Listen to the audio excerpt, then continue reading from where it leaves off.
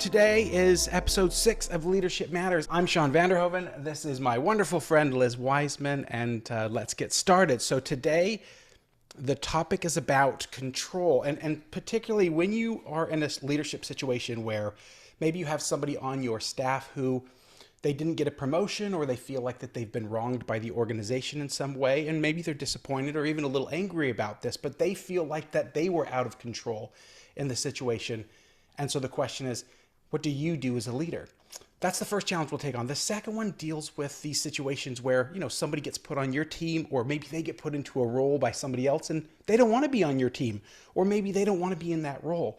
Once again, it's this sense of when people feel like that they are out of control, and how do you lead in this situation? All right, Les, let's get started. Okay, well, let's take our first question.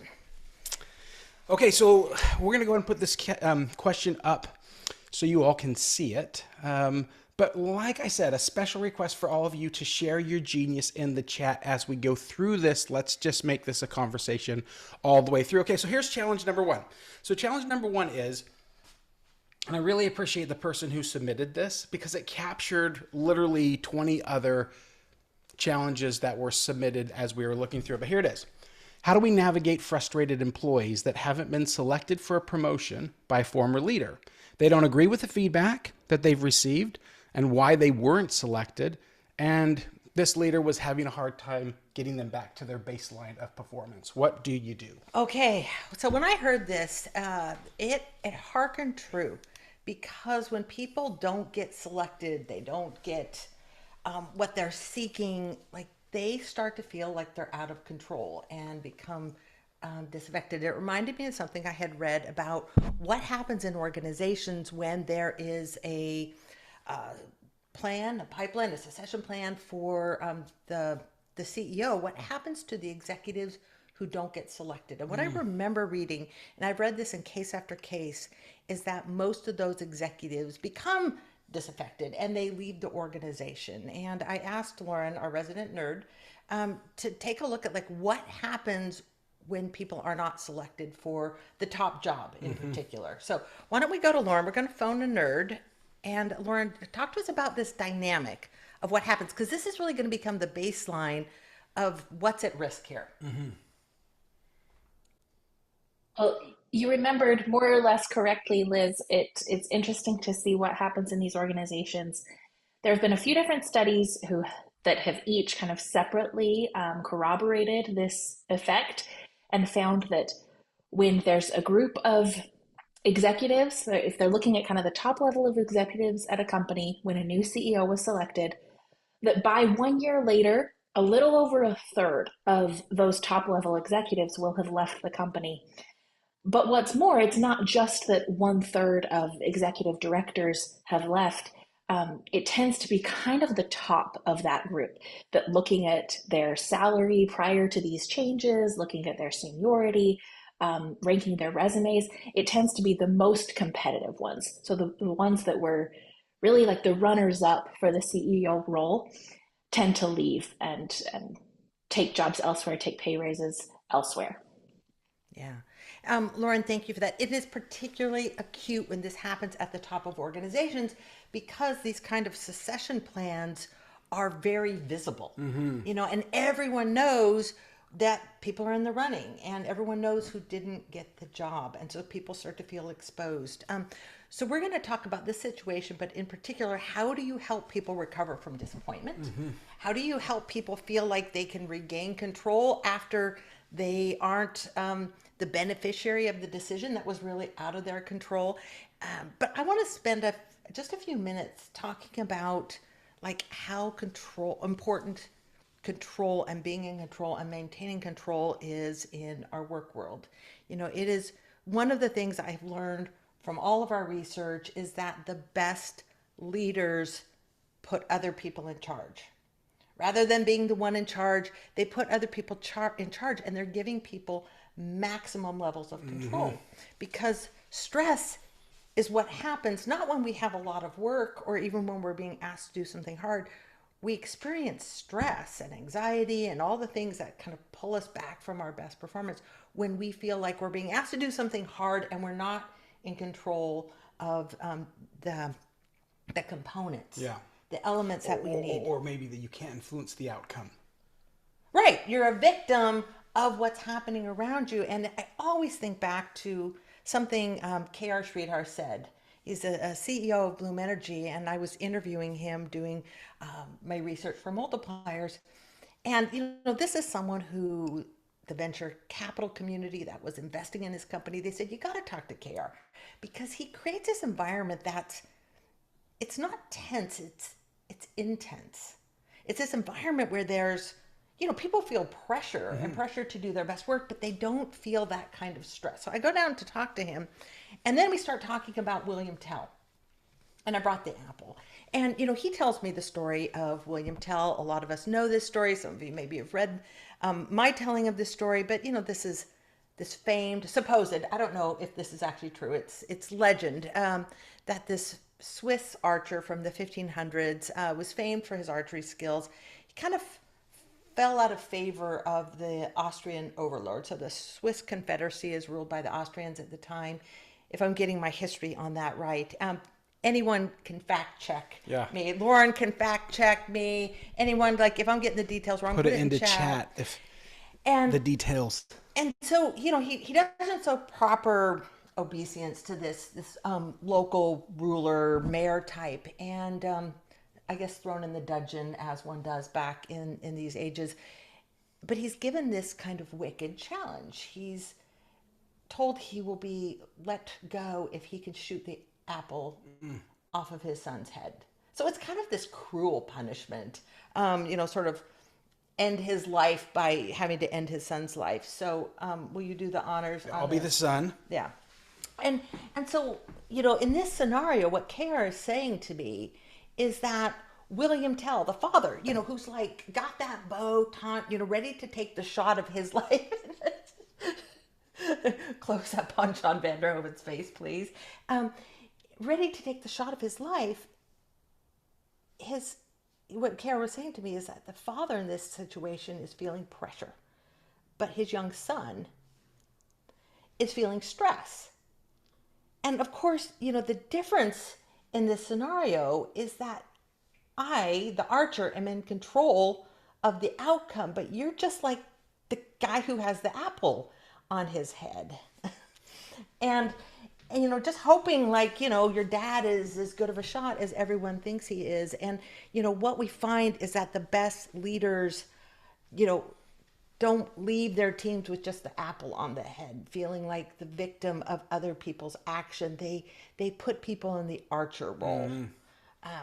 So I think that's one of the principles behind this is give other people control of everything that you can possibly give them. And then the second principle is maybe to remember that we might not be in control. We might literally be the one with the apple on our head, but we can control sort of, I don't know, how we position ourselves and how we do that. But I think people's best work really comes down to this notion of control.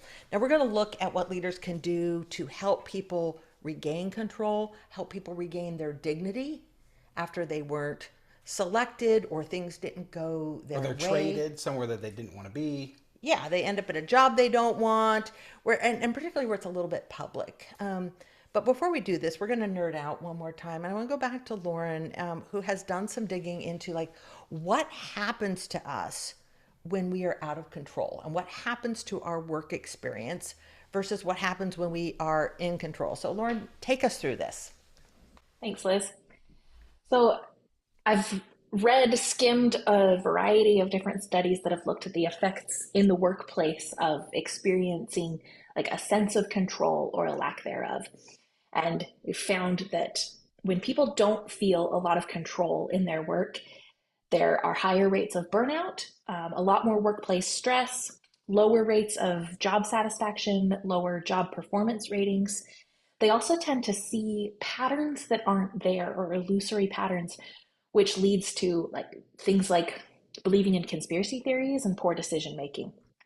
But on the other hand, when people do feel a sense of control, that's associated with higher engagement, higher job satisfaction and performance.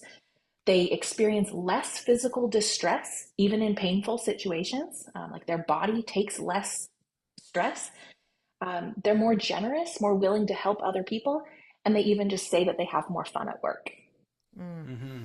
Lauren, thank you for that. The thing, Shawn, that I find fascinating in that is, I understand like the burnout and the fun and satisfaction, all those different dynamics, but I was really struck by what she said that people begin to, in some ways, be information judgment impaired and start to subscribe to conspiracy theories, which is if I'm not in control, somebody else is in control, and they must have nefarious intent, like someone's out to get us. And I think we're seeing some of that. Yeah, and it makes sense that that would be the case because your brain's constantly making sure that you're okay. And all of a sudden, if you're in a situation when you're not okay, it's easy to read more into the situation than there is. Right. And particularly if you feel like you have been passed over for a promotion, you failed at something, then you're looking for things to tell you it's like not me. Yeah. Okay, so here's what we're going to do. We're going to take a look at what can we do as leaders to help people recover. And particularly help people recover with a sense of like, I'm in control of my work. I'm in control of things that are happening around me. And I have a few thoughts, but I would love to hear the wisdom of the group on this. Yeah. Throw into chat, what are some methods or some ways that you found to help people recover from a situation like this, that they were passed up maybe in this particular challenge? They didn't get the promotion that they were looking for. Just throw your thinking into chat. What do you do to help people recover from a situation like this? Nate, thanks for getting us. Let's make sure this is right. He's saying, or this is going back to a stress. We've dropped this. He was going back to this idea of a stress versus stress, the value of separating the two. Thanks, Nate, for that. Okay, for those of you that have a ritual of some kind to try to help people recover from a disappointment, a significant disappointment. Well, and as we wait for those to come in, I think I want to frame it as, when someone's had a disappointment, a loss, how do you help people think about it? How do you help people acknowledge it? Because I do not think you can recover from failures and mistakes unless you are fully in touch with your mistakes. And then how do you help people move forward? How do you help people get back on the horse when they feel like they've been bucked off, they've been trampled, what have you? I think first is how you frame it. It's easy when these things happen. It's like, okay, I didn't get the job. I'm a failure. I need to go elsewhere. There's no opportunities for me here. And I think helping people see the texture in that, helping people think about it, which is, when we get negative feedback, because not getting the job is getting negative feedback, it's very easy to think, okay, the jury is out and the jury has come back and they've declared me like guilty, unfit for this, unprepared for this. And I think as a leader, you can help people see, yes, there is that feedback, but this is one point of view. This is one circumstance. This is not an indictment, of everything that you're doing. It's just that you didn't get this one job. So I think you can help people frame it a little bit bigger. I think it's also an opportunity to look at, okay, just because this path was blocked to you doesn't mean that this goal is unavailable to you. Like, you could help them see like the equifinality, that there are many paths to get to where you want. Like, okay, this path is blocked. But we might have to do a little backtracking to be able to move forward. This is an important idea, I think, because the first thing that happens for me anyways, when maybe, let's say I'm this person that gets passed over, is that I can't get to the destination, which is going to cause all sorts of emotions, frustration, anger, disappointment, because I'm one of those people that I need a destination and I need a path. And I think that as soon as you lose sight of your destination, it's easy to feel like that. Well, first of all, you need to know that that destination can still be there, or if there needs to be a new shift to a new destination, that needs to happen fairly quickly. Because the first thing that I'm going to see is that I don't know where I'm going. And then once that's reset, okay, no, I can still get to that destination. Well, then the question is, what's the new path?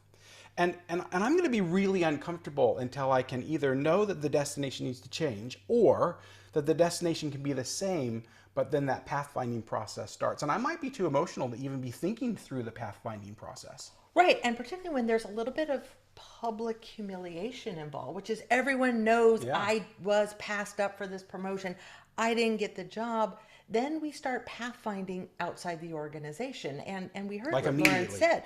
1/3 of senior leaders who don't get top jobs leave within, I think it was 1 year. So how do you help people find a path inside the organization? And I think another way to help reframe this is like reframing it around, did you take successful steps toward that? Like, you might not have gotten what you want, but did you do your best? Yeah. And I think as parents, we've had this experience where someone doesn't get the grade, they don't get into the school they wanted, but you can help them think, like, did you do everything that you could to make that happen? Like, did you do your best work? Well, you didn't get the outcome you were looking for, but you have the pride of knowing that you've done your best. And I've had to do that where I felt like I didn't achieve certain things I was hoping for, but then I reeled back and said, but you know, I did the things that I needed to do, and the outcomes just like weren't in my favor, but that's okay. Like, I don't feel like a failure. I failed to achieve the thing I was hoping to achieve. Okay, let's see what's in chat here. I'm just going to take a moment to go through this. Heather says, we've learned that it's almost impossible for people to be truly effective when they are too high or too low. A little time for information to settle is critical. Yeah, amen to that. Jeffrey reminds us to listen with compassion. I love this from Craig. He says, I love Thomas Edison's wisdom about failure. I've not failed. I've just found 10,000 ways that won't work. You know, sometimes there needs to be, there needs to be a settling of the dust, if you will.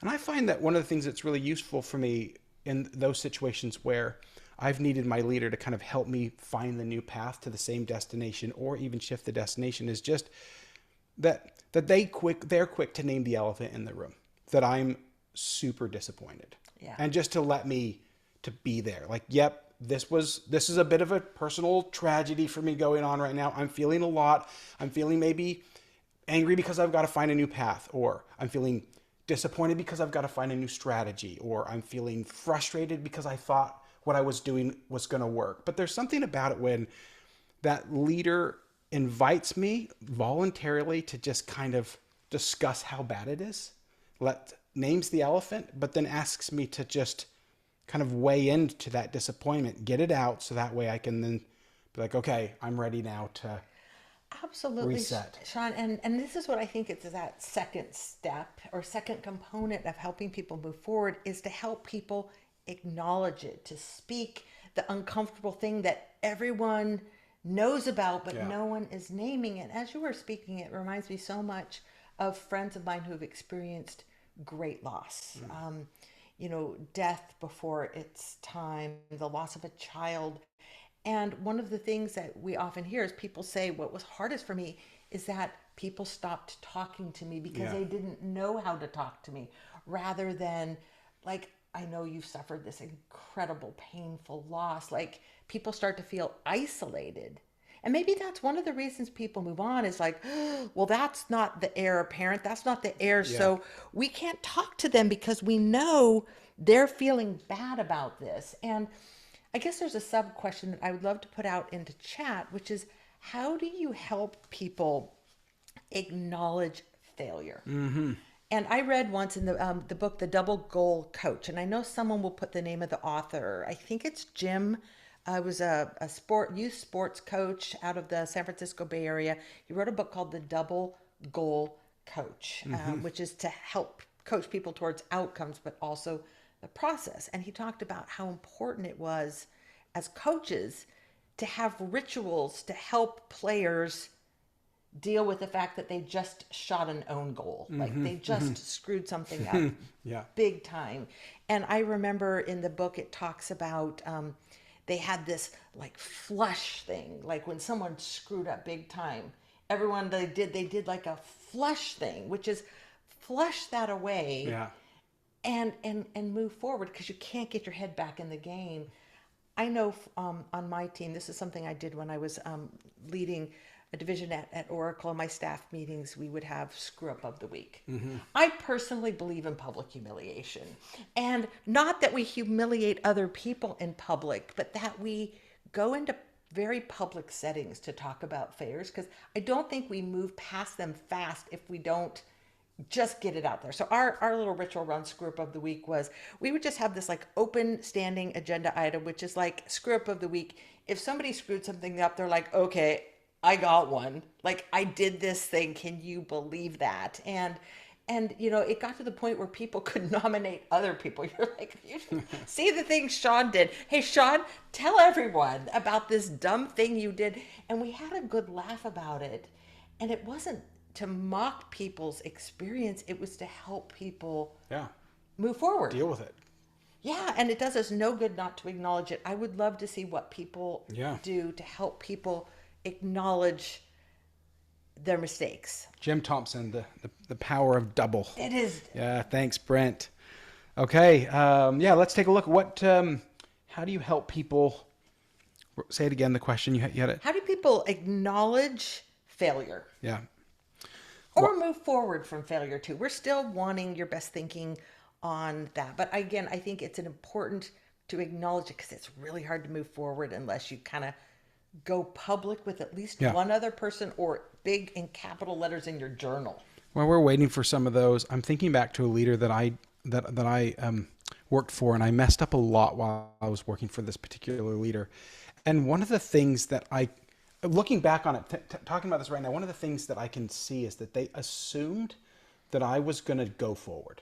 That there was an assumption that I wanted to, and that I would voluntarily face the failure and go forward. And I think that's really important, because what happens when you assume the opposite? Oh, I'm not sure that they're going to really face this. I don't know if they can kind of boldly make their way through this.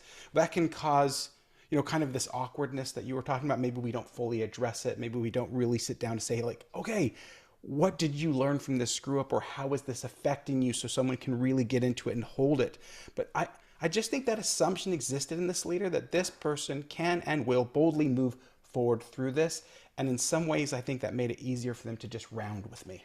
You know, I think it's a really good observation, because when we screw something up or passed over, or we're dejected, we're in this really uncomfortable space, and we don't sit long in uncomfortable spaces. We want to get out of them. So you either retreat and you cower, or you leave the organization where you can get a fresh start, or you move forward. But when the leader has this assumption, like, you know what, this one didn't work out for you, but you know what, I think you're going to find success in this, and there's this other path, then you're like, good, I'm going to take a step forward, because I got to get out of this uncomfortable space. Yeah, right.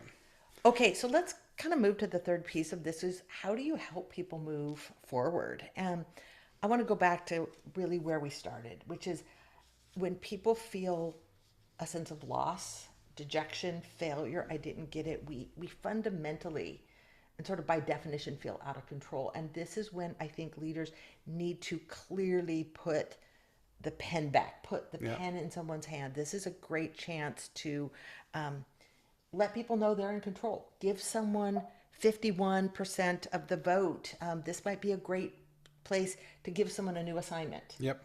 Like a little bit of micro fresh start. Maybe you don't have a new job for them, but you've got a new project for them to lead.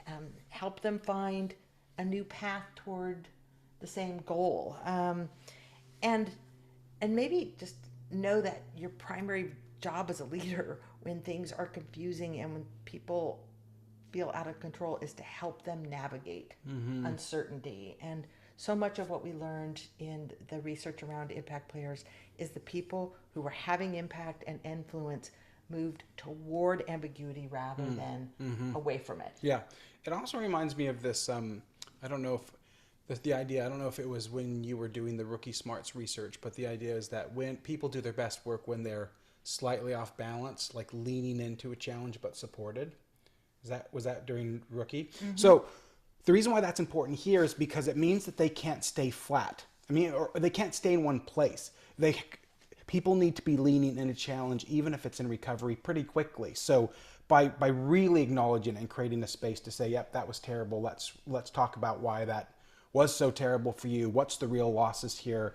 You can still make it to that destination, or there needs to be another destination. But what we need is especially in the world of work. People need to be leaning into a new challenge pretty quickly, because just standing there without, they're not going to get back to their best thinking and feeling the satisfaction of contribution.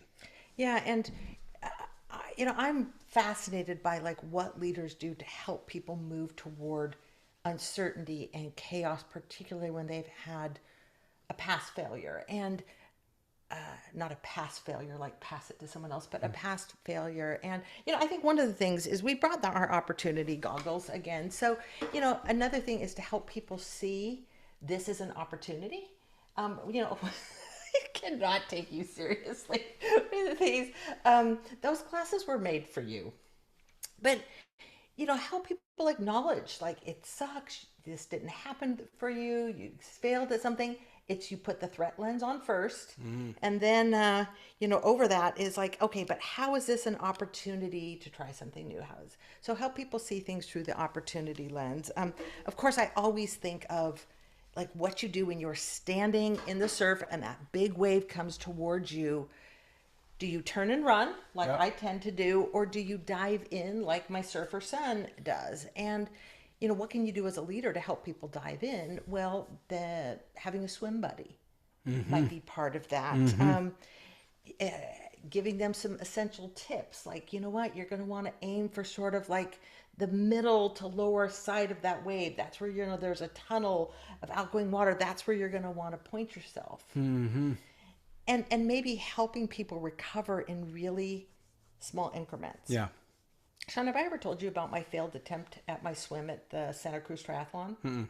I don't know that we've ever talked about this, but, I, as part of my sort of soft midlife crisis in my early 40s, I did a marathon, and then I did a triathlon, an Olympic distance triathlon. And, I trained for this, and I was a good runner. I was going to be fine on that, breezable on the bike, but the swim was going to be tough.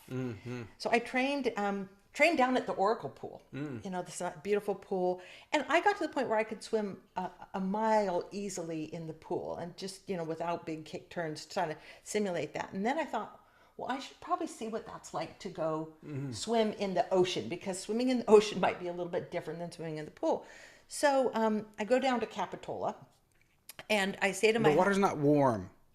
Where we live, it's like 49 degrees. It's like apply 3 or 4 wetsuit, just to put that out there. Yeah, so I borrow my friend's wetsuit. She's taller than me, so it doesn't fit me great. But I say to my husband, he's kind of on the beach at this beach house, or at some friend's house, and I say to him, like, okay, I'm going to swim out. I'm going to swim a quarter mile down and a quarter mile up the coast. And if I'm waving my arms, I'm not saying hello. You're not celebrating. Yeah, I'm not celebrating. Like, send the helicopter. Like, come rescue me.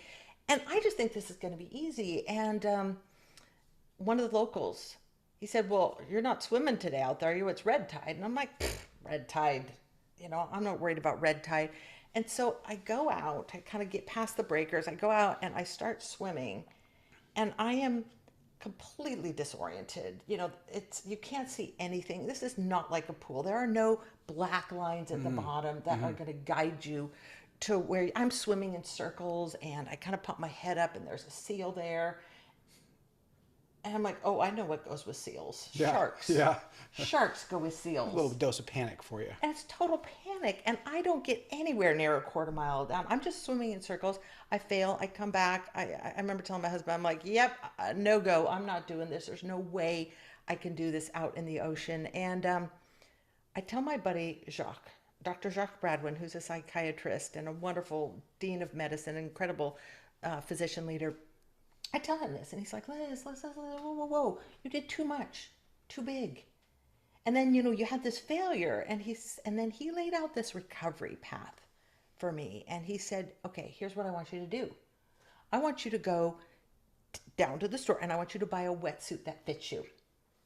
And he said, okay, now I want you to put that on and just go in a swimming pool. Swim around in a swimming pool.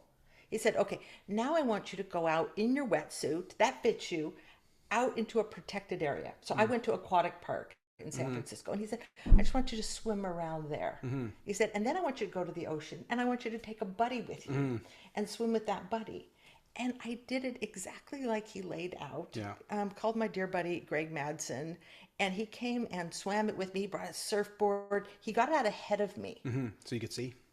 and I followed him. And he taught me how to track to the pier. And he's ahead of me. And then when we get to the pier, where it's really choppy and difficult, he kind of goes by my side and just like talks me through that. And then we're coming back, and I noticed my buddy Greg Madsen pulls back behind me. I can't see him anymore. And he just sort of talks me through that last bit, and then even kind of goes silent and pulls back and lets me come up onto the shore, high stepping over that kelp by myself. And I just thought it was this beautiful process of recovering, of like giving me confidence and putting me back in control. Stay, And little stay with the target. steps. Stay with the target, but little steps. Little steps. And it reminds me about What About Bob? Do you remember this? Baby steps. So if you haven't seen What About Bob, your assignment is to watch What About Bob, because the most hilarious written version of these baby steps is laid out there. I mean, this guy who's a hypochondriac, it's Bill Murray, he's hilarious. But what I love about that is that the idea is forward. It's to deal with the problem and to move forward. Let's do this. Let's go on to the next challenge that we But have. Shawn, before we do that, let's see what insights. Oh come yes, let's up. do. I was perhaps a tad long-winded in my story. I was going back to like remember what it was like to have failed at this, and then to get back to recover. And I actually, in the end, in that triathlon, I ended up taking 5 minutes off of my swim time from the one I did with Greg Madsen. It was this huge success for me. Yeah. Okay, what are we seeing? Yeah, I mean, there's a theme here, and that is to really create space for people to deal with it, and then have a chance to be able to reset this here. I like this idea. Is like, I feel like sometimes the disappointment is when we have expectations and a timeline in mind, but when we don't have, when we don't achieve something faster in the time that we've expected, when we get anxious or impatient. I've had leaders in the past not really acknowledge the situation, which I felt added more fuel to the disappointment. And I think it speaks back to that space, the importance of really kind of embracing the reality of how tough that is, and to figure out how do you deal with those emotions. Yeah, and that maybe is one of the big principles, is you acknowledge it. And that is the difference between diving into the wave and running from it, is like when you acknowledge it and you do that with that person, with the team, if that's appropriate, it's just like we've dived through the wave. Yeah, And right. now we can move to recovery. Yep. Well, let's go on to the next challenge. Thank you, everybody, for contributing there. And let's see if you've had this situation. I think this one's pretty common. Anybody who's led for any period of time, you're going to have the situation where. So let me read it out. So thank you for to our colleague who submitted this. But here it is. I see myself very much as a multiplier, but I'm working with someone who's forced to be a part of my team and doesn't really want to be in this role. How can I support/motivate them into turning that around and seeing the opportunities and possibilities the role brings while they are bitter, resentful about being forced into this position? What do you think, Liz? Yeah, how do I oversee the work of someone, who doesn't really want to be inside of my organization? When I first read this question, I thought, oh, this is just like family, because as leaders, we have this notion that we're going to build this dream team. Like, I'm going to hire all these amazing people and I'm going to craft this dream team. And most of us don't have the luxury of building dream teams. Most of us have a handful of people, some of who don't want to be there, some of whom, were like... don't know why they're there. Yeah. And, this reminds me of like parenting. And it's very much like family is, you don't really pick your children.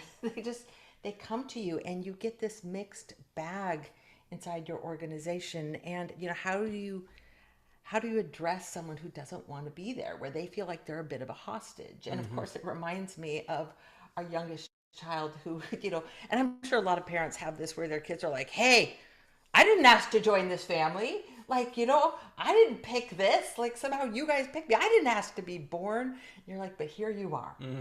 Here you are. So how do you make the most of a situation where someone doesn't necessarily want to be there? And while we explore this, go ahead and put into chat if you have any ways of dealing with this. Feel free to start writing it out because we want your strategies. Go ahead. So I think we should look at strategies twofold. One is, what is your strategy? What's your coping strategy, a leader, knowing you've got someone who you don't want there or they don't want there, it's a non-ideal. And then how do you help someone who feels like they've been taken prisoner in your organization? This reminds me of several conversations that I've had in coaching executives who had a disgruntled employee, someone who wasn't happy there or wasn't performing well. And we would talk about strategies, and most of their strategies were like, how do I get this person out of my organization? Right. How do I end the situation? Liz, could you help me end the situation? And usually what I would do is say, well, let's talk about this. What if I would maybe call this strategy extreme retention. What if this person was working for you forever? Ultimate responsibility. Yes, they're never leaving. You can't fire them. They're never going away. They are with you forever. Now that scenario and that coaching usually involves some swear words because they're like, you're not helping me. You're just making this whole situation worse because I need this to go away. And I'm like, no. The way to solve these is to think about like, what if this didn't go away quickly? What if they were working for you forever? Yeah. And it's back to family. You don't really get to decide, like you weren't really the kid I would pick. Like you're not really the aunt that I was hoping for. Yeah, because what does it do when you ask that kind of a question where you take full responsibility for the situation? There's no getting out of it. No getting out. Forever. What does it do? You know what? This would be fun. I would love to see what people put on chat. Like if you would, I mean, most of us probably have a scenario in our head where someone was a bad fit on your team. Okay, I'm finding low one. performer, someone who doesn't want to be there, someone who resents being on your team. Now, I want you to do is imagine that person is working with you forever. There is no way out of this situation. How does it change what you do? Shawn, let's start with you, and then let's go to chat. It's immediate for me. Yeah. How does it change it? The first thing that I thought of was that I wanted to just get real about the reasons why I didn't want them on the team. And so I just I was thinking about this individual. I just immediately started listening. What were the things that I really wanted to deal with? Whereas prior to that, I just felt annoyed. I didn't even get to that thinking. I was like, oh, just please get this person off my team. But instead, I started to go to, okay, well, what are the things that if they were going to be around forever, if I was going to be working with this person for the long haul, what are the big things that I need to deal with right away with them, to be honest, to tell the truth to them about, to address them, because I won't be able to tolerate this well. Like I will need for them to change these things, or at least that we can face it together and negotiate some kind of a path forward. You get real because you can't pretend for that long. Yeah. Yeah, and it causes me to focus on the positive, which is, okay, what is it that they do well? What is good about this situation? That I went straight to the negative things that I needed to address, and you went to the positive. I think that you... The only reason I went to the positive is because you went to the negative. Okay, there's smart things here people are saying. So let's look at this. Like, what do you do with this forever strategy? Carrie says, you've got to learn how the other person sees the world and why they see it that way. Oh, that's a nice place to start. Thank you, Carrie Millsap, my buddy from Oracle. Renana says, discover what interests or excites the person. Once you know their passions, then we can incorporate those tasks then we can incorporate those into the task or goal that we're trying to motivate. And Larissa says, understand their motivators and drivers so you can understand. Okay, so we've got a theme here. What's the theme? Start with them. Yeah, and seek first to understand. And so I think as a leader, when you've got one of these icky situations, seeing it as permanent will help you address it well. Now, if someone feels prisoner, they don't want to be in your organization, I think there's a wonderful opportunity to, first of all, acknowledge the situation. Like, you know what, I totally understand. This is not really the ideal job. You don't want to be here. You are landed here. You feel stuck here, and to talk with them about that. But then it might be an opportunity to reframe this, and which is like, okay, but here we are. Here we are. How do we make this a real win for you? And this might be a chance to ask one of my favorite questions, which is just, well, what's a win for you? Yeah.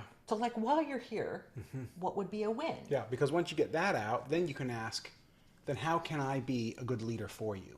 Exactly. And I think that's one of the other questions you want to say, which is, what can I do to be a good manager for you?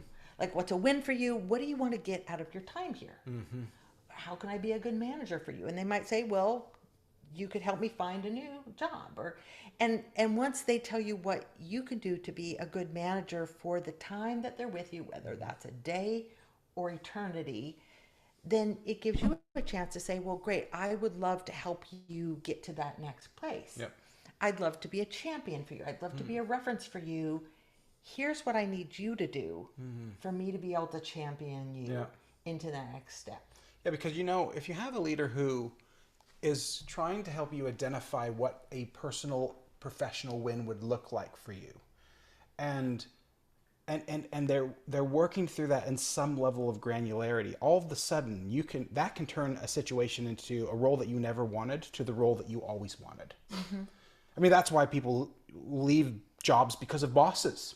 And so it can be that role can easily subordinate to a great situation with a leader. Maybe not the ideal role, but a partnership to grow. Oh no, people are interested in this. Yeah, and I think there's an opportunity for us to we've kind of prayed to the God of retention a little too long, in that, like, somehow if people leave your organization, that's a bad sign. And I think we're now in an employment world where their stays in organizations are shorter. Yeah. And instead of like, oh my gosh, I've lost a person, that means I'm not a good leader, or they don't want to be here and it sends bad messages, maybe look more of it like, this is the stay. You're staying here one night at our hotel, or you're going to stay here for a month. Like, how do we make this stay a great one? And so instead of thinking, how do I keep this person and keep them from leaving? How do I fix everything? Is how do I make this time that they're with me positive for them, positive me, and have a positive impact on the team? Any other thoughts about how you help someone who feels stuck in your organization and they do not want to be there? Well, here's a really good question. What if they don't? What if they don't have career aspirations, motivators, and they are purely there for money? I bet there are a lot of people who are just there for money.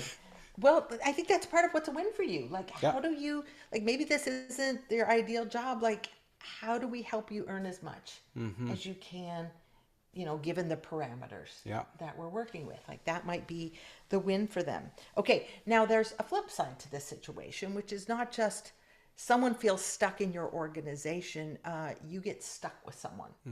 Like, somebody has gifted you an intern, or they've said, oh, here is my best friend and I need you to find a job. Like, where you feel like, how did the question put it, where how do I oversee the work of someone who came into the organization via a patronage appointment? Yeah. So, let's talk, before we go into solutions on how do you deal with it, let's talk a little bit about what that looks like for a leader. Why is that frustrating? So you inherit somebody that you didn't want. Why is that even annoying?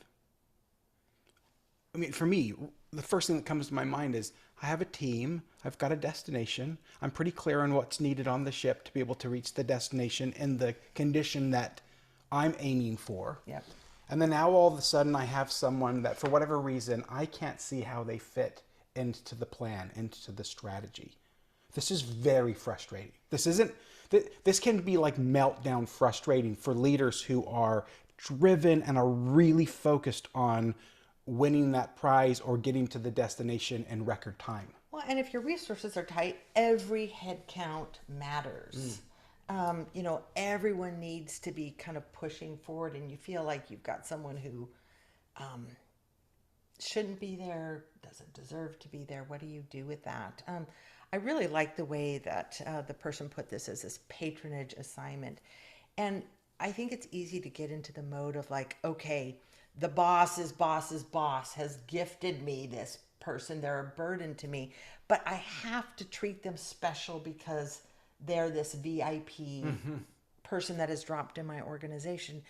And I've been there and know what it feels like when that happens. But I think there's a chance to reframe that, which is yes, there is a VIP in this situation. And most of us, if we work in large organizations, we have bosses and bosses, and the owners, this, want you to do that. But the person they're giving you isn't the person who has to be treated special. It's the patron who has to be treated special. And so maybe the best way in these situations is to treat that gift of an employee as just like everyone else, but no, there are some special obligations you have to the patron. Let me give you two examples. And I would love for people to continue to put in chat, like, what do you do when you find yourself in this awkward situation? My buddy Carrie Millsap is on here. We were at Oracle fairly early days together, and Oracle was just growth, hiring people. And it was the first layoff. It was the first that I knew that the company had to do this layoff. And as a manager overseeing the training function. Meaning like you had grown, and then all of a sudden your first layoff, which is extremely jarring for culture. It's extremely jarring because we've only been helping people grow. Yeah. And it's the first time we're having to ask people to leave. And it's jarring. And I'm a relatively new manager. I'm managing the training organization, and we had been consolidating organizations. And right before the layoff, I get gifted several departments, several teams to manage. Well, I get a little briefing from someone. They're like, oh, by the way, that little department that now you lead, because, various departments are being consolidated under me. They're like, inside that department, is Larry Ellison. He's a founder CEO of Oracle. A lot of people know him. I think today one of like the 10 richest people in the whole world. Anyway, it's Larry Ellison's girlfriend's sister. And we have a layoff next week. And I remember feeling this pressure of like, and everyone's like, yeah, you're probably not going to want to lay that person off. But yet it was also made really clear that that wasn't a critical job. And I'm like, well, what do I do? Yeah. I'm not going to be... Yeah, because let's talk about real quick. What are all the risks that are involved here? All of a sudden, you've got a culture who's a little bit on fire. The ground's moving underneath their feet. And so more people than normal are worried about their jobs because this isn't new. Like, you don't know how the layoffs work. And so there's hyper attention and awareness to who's going, everyone's watching. Yeah. And I remember this kind of tension I felt, and I ended up making the decision, despite the fact that I'm sure she was smart and talented and capable, that it wasn't a job that was critical that we needed. So I put her name on the layoff list. And I was like, I can't believe you're going to do that. And I'm like, I think Larry would want me to do the right thing for the organization. So I'm like, I'm going to treat that as if there wasn't some special patronage when it came to the employee. But I'm also aware that this is Larry Ellison's, girlfriend, sister, or whatever. So I did a little extra communicating as to why and what the rationale was. And I think you can do that. I think you can treat people fairly, but maybe just do a little extra VIP treatment around the edges. Another example that comes to mind is this was 2008. Was that when we had the big global economic meltdown? I've left Oracle. I've started a consulting and executive coaching practice and sort of made the rookie mistake. I don't mean that in the positive sense of having most of my practice and business be with like two clients. One of those was SAP. And I was doing a significant amount of work for this organization. It was the bulk of my income. And the financial crisis hit, and companies are pulling back from training. And I get a phone call. There's someone I'm coaching at SAP. So I'm his coach, and he kind of runs the lab there, is in charge of things. And he's been told he has to cut spending, not take it down a little bit, cut spending on training and coaching to zero. And you're the coach? And I'm one of those coaches. And I remember him calling me and him saying, Liz, I have this bad news. Like, we are taking our spending down to absolute zero on this. All of your business with us is going to go to zero. And he said, but I just wanted to call and give you a heads up so I could tell you just a little bit. I mean, it was maybe 48 hours before it was announced. And I felt special. Yeah. And what he was saying is like, I You can't didn't get a letter. exempt you You from didn't get this. an email. I can't exempt you. Like, Liz, you're going to have to suffer the consequences of this just like everyone else. But you're kind of special to me, so I'm just going to Yeah. give you a phone call to You let can you hold know. the standard, but still be thoughtful. Yes, he gave me VIP treatment, but he held the standard. And I think we can do that when we get these what is it called? A patronages appointment. Yeah. It's like, treat that person like everyone else, but maybe you might have to make a few VIP phone calls. Like, hey, you know what? Heads up, I'm going to have to do this. And it affects this person. Just wanted you to know. Yeah. Well, let's do this. We've got a few minutes. Let's go through some themes. So kind of through all of this, it reminds me of this. You brought this analogy up to me earlier when we were talking about skiing. So for all of you skiers out there, learning how to ski can be really complex, especially when you're older. When you're younger, I don't think you really care. But when you're older, you're aware of gravity. And the challenge there is the thing that you don't want to do is to get it out of control. So you don't want to lean forward and go faster down the mountain than you would, wreck, be out of control. But if you lean back on your skis, that's not where you can't turn on the backs of your skis. So for anybody that hasn't skied, all of the turning comes from leaning forward and allowing the shovel of the ski, as you put energy into it, as you turn it, it starts to grab and it pulls you in that direction. Well, that's not your tendency. Your natural tendency isn't to lean forward. No, it's when so you feel hard like to you're going to be out of do. control, what do? And I know that, and it's still hard to do it. Yeah, so when the terrain gets tough, you lean back. And then that gets you stuck on the back of your skis and you can't turn. So then you accelerate faster. And you ski out of control. And now you're out of control. So one theme throughout this conversation is that people just when there's something that's happened to them when they're out of control, we need to acknowledge it. We need to kind of like, yep, it's steep, it's challenging, it hurt. Name the elephant in the room. Take the time that someone requires to really kind of face the situation. Yeah, and it's like, it's a pause moment. And I know you're doing a lot of research on the power that comes from pausing. Like in the skiing, like I know when I start to get out of control and I can't regain that forward, like energy and weight, I turn uphill a little bit and I stop and I catch my breath. Right. And I'm like, I acknowledge to myself, Liz, you are skiing out of control right now. You're like dangerous to yourself and everyone else on this mountain. And then I remind myself, like, get back in control. Yeah. Get your weight over your skis. And then you're going to have to lean forward. And so you have to kind of like go with gravity, lean forward, lean back into the challenge. And so I think that this is kind of like part 2 to this, is that whether it's that we've got to call someone and let them know that we've got to hold a standard and let them go, or it's helping someone move forward through failure to find a new role or a new job, to look for what's the new target if I didn't hit that promotion. We need to encourage them to lean back into a challenge with a destination so they can start to go to work on those obstacles. Again, anything else theme-wise? No, it's really, I think everything we've talked about is how do you help people regain control of their situation? Yeah, right. And I was just talking to someone today and we were, observing that I think a lot of people feel that their lives are out of control. That there's something going on in our macro environment. It's like specter of war, and what percentage of the this is a good one for Lauren. See how fast you can get this. What percentage of the world is and countries are having a like presidential election this year? It's a really huge number, or someone else might know this. Like people are feeling like they're out of control, and more it's affecting people's work, that they're feeling like I don't have control. And the layoffs that have happened in Silicon Valley, over the last year and a half, I think have exacerbated this, certainly where we live, but beyond. I'm